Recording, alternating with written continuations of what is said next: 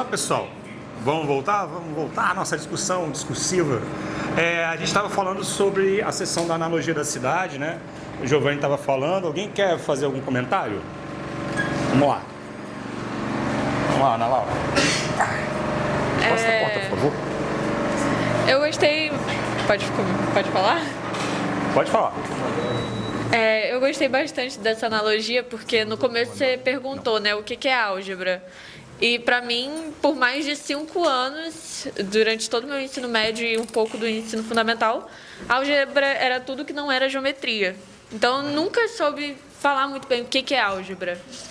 E, enfim, eu gostei muito dessa analogia para entender, né? E, de novo, falando da minha experiência, álgebra e geometria não se comunicavam. Era só a mesma prova, mas tinha as questões de geometria, as questões de álgebra. Então, falar que, quando você fala que não são maneiras concorrentes de olhar para a cidade, eu gostei muito dessa parte, justamente por causa disso, né? Que, na minha experiência, não foi tão assim. Era cada um em um canto e isso, acabou. Mas aí... O que eu ia falar é o que ela falou. Nesse livro, que é o livro da matemática, nesse capítulo ele fala que a álgebra surge quando os problemas geométricos deixam de ser vistos de forma geométrica. Né? E é aquela coisa do completar os quadrados, o produto notável, que era o x mais 2, e eram lados de um quadrado, e aquilo dali era um problema de área. E aí, quando há esse rompimento, né, é que surge a álgebra. Achei engraçado que o livro fala surgir a álgebra, como se não tivesse, como se a álgebra não fosse feita anteriormente, né? E aí aqui no livro você coloca, né, que era muito falado, né? Há um valor, soma-se tanto, que é igual a tanto, e esse valor, né, muito comentado. Isso eu fico imaginando o escrever essa parada e as pessoas discutindo sem utilizar uma notação, um valor para incógnita, um X, um A, um B, um C, e ter que falar tudo isso, né? Então, essa ideia da álgebra ser essa simbologia, né, é muito... acho que é muito sofisticada, né? É engraçado, assim, que pode ser pior. Porque, por exemplo... Alguém mais quer falar? Já passo. A gente, por exemplo, alguns textos que têm álgebra, né, dos indianos, eles são inverso também, né? Então também tem essa preocupação de falar sobre isso. Mas vai lá. Não, é isso. Eu queria fazer uma colocação um pouco nessa linha, né? Porque a álgebra, ela meio que sempre existiu ali quando você pensa em Grécia Antiga, né? Aristóteles trabalhava com isso e alguns outros matemáticos da época. Mas é curioso essa questão porque quando você pensa, por exemplo, em século XVI, século XVII, tem ali a inserção do René Descartes, que trabalha com o método do discurso, a geometria analítica, que ele funde justamente essa ideia de implementar uma unidade de medida e a partir da unidade de medida você tem uma confluência entre a nova a geometria analítica, que vem a ser essa confluência entre a álgebra e a geometria, né? E isso é curioso, pensar até, acho que umas reflexões para os dias atuais, né? Porque eu acho que isso se perdeu. Eu acho que até quando a gente pensa e olha os escritos do Descartes da época, a gente vê que nessa época ainda era uma coisa beleza, geometria analítica é isso aqui, álgebra é isso, geometria é isso, existe essa confluência, mas assim, a gente ainda está fazendo um intermédio, unidade de medida, mas os problemas geométricos ainda tinham esse olhar geométrico, os problemas algébricos ainda tinham um olhar algébrico. E eu acho que, enfim, por vários movimentos, século XX, coisas do tipo, essas coisas foram se difundindo e hoje, apesar da gente ter essa distinção entre geometria e álgebra, eu acho que a geometria ela perdeu um pouco desse olhar geométrico, né? Ela vira, vamos analisar esse problema geométrico colocando uma álgebra para munir toda essa estrutura e a partir do momento a gente começa a algebrizar muito a geometria, né? E eu acho que isso é um problema quando a gente pensa até em educação básica, né? Porque a geometria ela virou coloca X aqui, coloca Y aqui, blá, blá, blá, resolve o problema, acabou. E não tem uma interpretação sobre as coisas, né? Mas aí você está falando da geometria da educação básica, é isso? Sim, sim, porque porque você tem curso de graduação que já é uma geometria mais sintética e tal. Mais alguém quer falar? Senão a gente segue. Segue o barco, Juvenal. Então tá, vamos lá. Eu particularmente acho que ficou legal essa parte, assim. Também acho. Tá, vamos lá. Vamos continuar lendo? Acho que é você. Vamos lá. Desconstruindo a álgebra. E essa palavra foi de propósito, tá? Esse desconstruindo aí, é para irritar mesmo. Tá. Vamos lá. De maneira simplificada, podemos dizer que a álgebra é um ramo da matemática que estuda relações, estruturas e operações por meio de símbolos, letras, sinais e expressões, permitindo generalizar situações e resolver problemas sem depender apenas de números específicos. Pois é, eu queria dizer que é muito mais do que isso, mas aí eu estou falando num contexto de álgebra para a educação básica, assim, né? Se a gente fosse definir a álgebra, a gente vai falar mais sobre isso, né? Sobre a álgebra estrutural e tal, assim, mas se a gente for definir a álgebra de uma maneira mais geral, essa definição ela é muito ingênua ainda, tá? Mas eu acho que ela era pedagogicamente adequada para o que a gente estava falando aqui, mas tá. A álgebra trabalha com incógnitas, variáveis e expressões simbólicas, buscando identificar padrões, regularidades e leis gerais. Dessa forma, a álgebra serve para generalizar, modelar situações e estruturar o pensamento matemático. Por exemplo, no campo da física, a álgebra é uma ferramenta fundamental para realizar as representações das grandezas e variáveis mobilizadas em uma teoria, que depois são relacionadas por meio de equações que são expandidas, simplificadas para gerar as fórmulas que modelam o comportamento, desde átomos e partículas até a estrutura do universo. De mesmo modo, campos amplos e diversos, como engenharia, biologia, ciências sociais, economia, etc., se utilizam de ferramentas algébricas para embasar suas modelagens e teorizações. A álgebra é, portanto, uma ferramenta muito útil e provê uma linguagem poderosa e funcional para diversos campos. Mais do que entender o que é a álgebra, nesse livro estaremos interessados em compreender por que a álgebra funciona. Mas, antes disso, é importante entender de onde a álgebra veio. E assim, sei lá,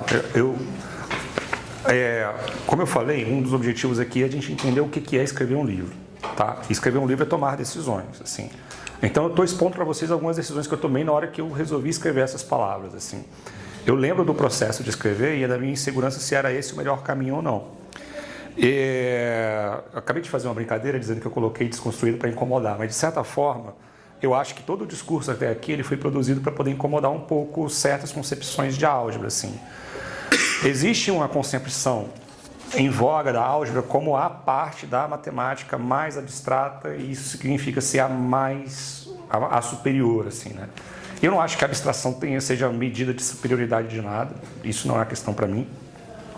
E quando eu dou exemplos da álgebra sendo aplicada em contextos como usar na física, usar na engenharia, é também de aterrar esse conhecimento algébrico, trazer para a Terra, assim, trazer esse conhecimento algébrico para uma relação que seja mais funcional para as pessoas, assim. A gente vai passar muito tempo nesse curso com uma álgebra mais abstrata, uma álgebra menos simbólica e mais entender as relações que existem nos processos e tal.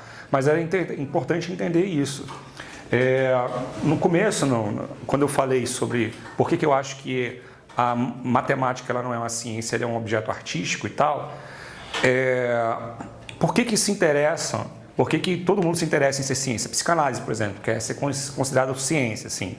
Sei lá, muitas coisas que são pseudociências, nada contra a psicanálise, tá? Eu acho importante, mas não é ciência, ponto.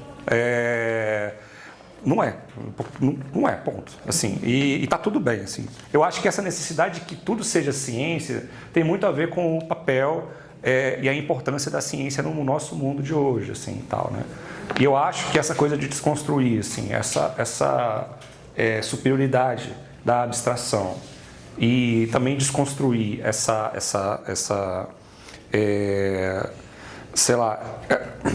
não trazer os exemplos da utilização da álgebra em contextos um pouco menos abstratos, eu acho que é importante para poder conseguir colocar essa contextualização. Mas, assim, pode ser que também não seja... Eu acho que outra pessoa que fosse escrever, talvez fosse tentar falar dos domínios específicos da álgebra abstrata e tal, entendeu? Então foi uma decisão que eu tomei mesmo com esse objetivo, com esse aspecto aí. E aí pode não ser melhor e tal, mas foi a decisão que eu tomei, beleza? Vai lá, Pedro. Assim, fala. Não, eu só queria compartilhar algo que eu pensei assim durante a leitura, justamente sobre essa parte de abstração. Inclusive eu gostei muito dessa frase, é de que a álgebra provê uma linguagem poderosa e funcional para diversos campos, né? E disso que você, do jeito que você tratou essa abstração, né? Porque assim, pelo menos assim no contexto escolar, às vezes a gente vê alguns alunos até falando da matemática de forma geral, né? Ah, isso é muito abstrato, como se fosse algo, como se fosse um defeito, né? Então, assim, isso aí é muito abstrato, não é pra mim, é muito difícil e associado também com algo difícil, né? E eu acho que essa carga de abstração, né, que a gente costuma ouvir, é algo, assim, ruim. Mas, ao mesmo tempo, quando a gente olha para a matemática teórica, universitária, a abstração é usada como esse artifício para dizer que a matemática é superior, né? Então, assim, eu vejo claramente, isso expresso no texto, de que você não está dizendo que a abstração não é importante, né? Tanto que você coloca linguagem poderosa e funcional para diversos campos. Ela tem sua utilidade, ela tem sua importância. Ela não pode ser utilizada como meio de oprimir outros campos, né? E eu acho que é interessante também esse tipo de posição, porque, de fato, a álgebra é uma disciplina poderosa, que resolve diversos problemas. Mas não importa o quão poderoso seja um campo teórico, ele sempre vai ter sua limitação.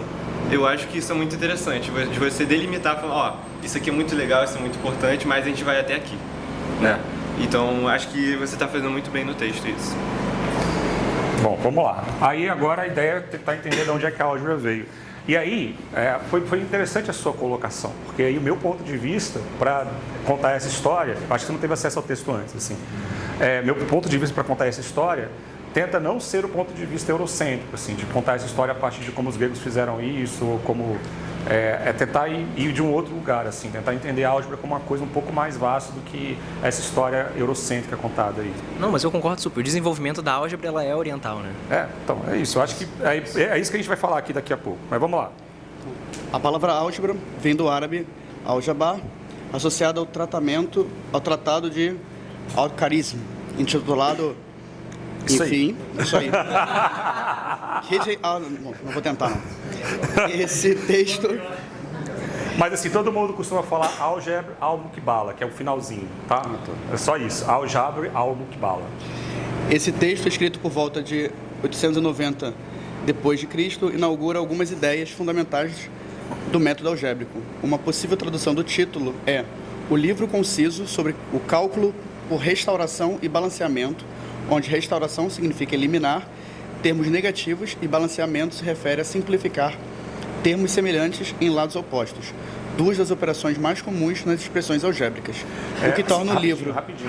Isso era um problema, porque a ideia de números negativos no contexto da matemática ocidental ela é mais recente do que isso. Então, você precisava de expressões para você cancelar números negativos, assim, e também para você poder cortar. O que a gente faz negativo com negativo a gente pode trocar e a gente pode cortar na multiplicação. Era isso. Mas vai, continua. O que torna o livro de Al-Khawarizmi particularmente importante é que ele propõe métodos gerais de resolução, independentes dos números envolvidos, buscando enxergar classes de problemas a serem resolvidos por métodos gerais e não apenas soluções de casos particulares. Antes de continuarmos, achamos importante fazer algumas ressalvas. A primeira é que não há símbolos algébricos no livro. Tudo é escrito em linguagem natural e as manipulações algébricas simbólicas foram introduzidas em um momento posterior, principalmente pela influência de François Viète e René Descartes, nos séculos XVI e XVII. Em um de seus exemplos, Al-Khawarizmi afirma: um quadrado e 10 raízes são iguais a 39 unidades. O método é este: toma metade do número das raízes, que é 5, multiplica-o por si mesmo, obtendo 25. Soma-se isso às 39 unidades, resultando em 64. Extrai, então, a raiz quadrada desse número, que é 8. Subtrai da raiz obtida a metade das raízes iniciais, isto é, 5. Resta, então, 3. Esse é o valor da raiz. Não entendi nada.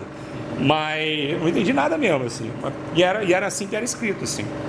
E uma coisa importante, eu acho, assim, de dizer que eu nunca tinha visto um pedaço desse livro, um trecho mesmo do livro do Al-Khawarizmi escrito, traduzido, assim. É sempre, lá no Al-Khawarizmi e tal, você usava a linguagem retórica. Aí depois veio o François Viète, foi lá e começou a usar a linguagem algébrica e tal, né? Então eu achei que era interessante trazer como é que era escrito especificamente mesmo. Mas tá, vai lá. Parou aqui, né? Em linguagem algébrica, ele gostaria de resolver a equação x² mais 10x é igual a 39, pelo método do completamento de quadrados, seguindo os passos descritos. E aí é ele isso. E aí eu trouxe esse método, inclusive, por causa da historinha que eu estava contando lá no começo, assim, né? Que era uma história de resolver pelo completamento de quadrados lá, né? Então, que é uma contextualização mesmo histórica desse negócio e tal, né? Mas é isso, é resolvendo por completamento de quadrados e você acha uma raiz, né? Que a raiz é igual a 3. Mas beleza, vai lá. A forma retórica de resolver problemas algébricos foi dominante por muitos séculos e é encontrada, por exemplo, no livro Aritmética, de Diofanto de Alexandria, nos 9 capítulos de arte matemática, ou no... Ai, vai ser difícil falar isso. É o Brahmagupta. De Brahmagupta. Tá, essas... Eu também coloquei um monte de nota de rodapé muito grande aí, mas eu achei que não fazia sentido levar isso para o texto, assim, mas... O que eu estou dizendo, assim? Eu peguei um exemplo da Grécia, que é o Aritmética do Diofanto. Eu peguei um exemplo da China, que é os 9 capítulos da arte matemática. É da China? É. E um exemplo da Índia também, tentando mostrar que existiam produções de vários lugares do mundo que são reconhecidas como produções algébricas mesmo, que estavam acontecendo em diferentes etapas, assim, em diferentes épocas e tal, né? Tentando justamente também quebrar esse mito, assim, esse eurocentrismo da matemática mesmo, tá bom? Mas vai lá. Ô, professor, tem uma dúvida, tipo assim, como ele falava sobre uma resolução nesse nível sem ter essa abstração dos números e das letras? Era 100% escrito assim, mas a maneira como ele está resolvendo aqui ainda assim é bastante algébrica, só que está escrito. Não, mas então, a álgebra, aí é que tá, a álgebra, quando você começa a usar as letras, ela é uma ferramenta muito boa, porque você deixa de usar mentalmente a carga mental que você usaria para poder entender cada um dos passos. Você simplesmente deixa acontecer a partir das regras operatórias da álgebra, entendeu? Então, sim, as pessoas pensavam desse jeito, escreviam desse jeito. Você tem exemplos disso, sei lá, em tábuas de pedra da Suméria. Então, escrevendo exatamente desse jeito, assim. Egito também, você tem várias soluções desse jeito, escritas, de problemas e tal. Você tem vários que sobreviveram ao tempo mesmo, tá bom? Difícil pensar assim. Mas vamos lá. A principal diferença entre o método retórico e o método algébrico reside no estatuto da linguagem utilizada para expressar e operar sobre os problemas matemáticos. No método retórico, a resolução se dá por meio de descrições verbais de procedimentos, nas quais cada passo precisa ser explicitado em linguagem natural, o que torna o método fortemente dependente do contexto, da ordem, das operações e da interpretação do leitor. Já o método algébrico, ao introduzir uma notação simbólica estável, permite condensar relações complexas em expressões manipuláveis, tornando possível operar sobre elas de maneira mais econômica, geral e sistemática. Essa mudança não implica apenas uma economia de escrita, mas transforma qualitativamente o modo de pensar matematicamente. A generalidade deixa de estar apenas no método narrado e passa a estar inscrita na própria forma simbólica, o que amplia as possibilidades de abstração, comparação entre problemas e desenvolvimento de teorias mais amplas, ainda que, ao mesmo tempo, distancie o raciocínio matemático de sua formulação discursiva original. Caraca, eu não lembrava que eu tinha escrito isso não, mas é muito melhor do que eu acabei de falar. Então, fica essa explicação aí pro que eu acabei de falar, que é justamente isso, com a linguagem algébrica, você tira isso da cabeça. E aí você consegue se concentrar em outras coisas. Mas, por outro lado, o contexto some, né? Então não é mais um contexto de resolução de um problema real, é um contexto que desaparece mesmo, tá bom? Vai lá. Enfatizamos que o que entenderemos por álgebra nesse curso não se restringe a tais manipulações, nem somente a abstrações acerca desses métodos, mas também a aplicações em contextos mais concretos e específicos, como veremos na próxima sessão. Observando dessa forma, as raízes da álgebra não podem ser encontradas apenas em Bagdá, terra de Ih, tá errado, é Bagdá. Eu troquei, tá. Ou na Europa. Foi mal. Ou na Europa, mas englobam práticas sociais realizadas em diversos contextos culturais e históricos. Estão na resolução de equações descritas nos textos Diofantes. Faltou isso também, tá errado. Nas tábuas e papiros da Mesopotâmia e Egito. Nos tratados chineses contidos nos 9 capítulos da arte matemática ou no sofisticado pensamento algébrico que pode ser encontrado nos resquícios remanescentes das culturas pré-colombianas no continente americano.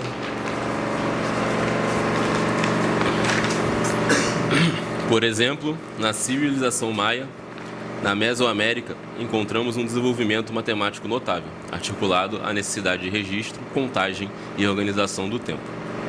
Um dos traços mais conhecidos desse sistema é sua base vigesimal, base 20, na qual os números eram representados por pontos e barras e organizados posicionalmente de modo que cada posição correspondia a potências de 20. Some-se a isso a um uso explícito do zero, indicado por um símbolo próprio, frequentemente representado com uma concha conforme a figura 1, cuja elaboração se deu de forma independente das tradições indo-arábicas, que, em outros contextos históricos, também consolidaram essa noção.